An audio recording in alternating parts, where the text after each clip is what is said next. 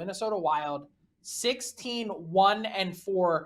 That's one regulation loss in their last 21 games. My question to you, Mike, is as well as the Wild have played, I think everyone has looked at them as a good team.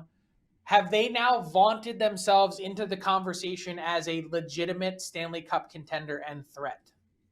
There's a couple ways to look at this. I mean, is the star power there for the Wild? Does that hold them back? Of course, Kirill Kaprizov hasn't been in the lineup for them for a bit here. So, like, you've had some young talent step out. Matt Boldy's been phenomenal for the club. He's got 11 goals since March 11th. That's leading the NHL. So you need this to happen.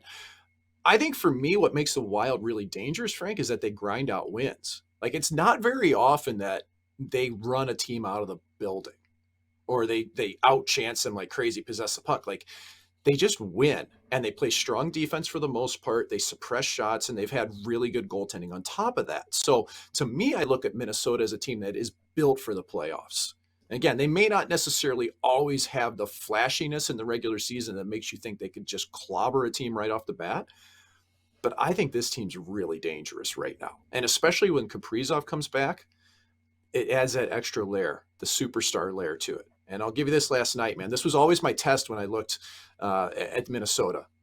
How are they playing defensively responsible hockey? I always looked at Joel Eriksson-Ek.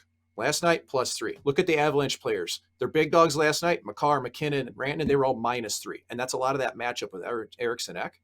He's kind of the canary in the coal mine for that team. And you look at those last 25 games, man, he's only been negative twice in his last 18. So Wow. I think that's pretty telling for Wild. Yeah, it's a really interesting stat to keep an eye on. Not so much the plus-minus factor, but just the Eriksson-Ek factor in terms of his impact on the Wild's overall game. I don't know how to give a yes or no answer to that. Like, would it shock me if the Wild were the team to come out of the West? Like, maybe in some ways, but maybe not.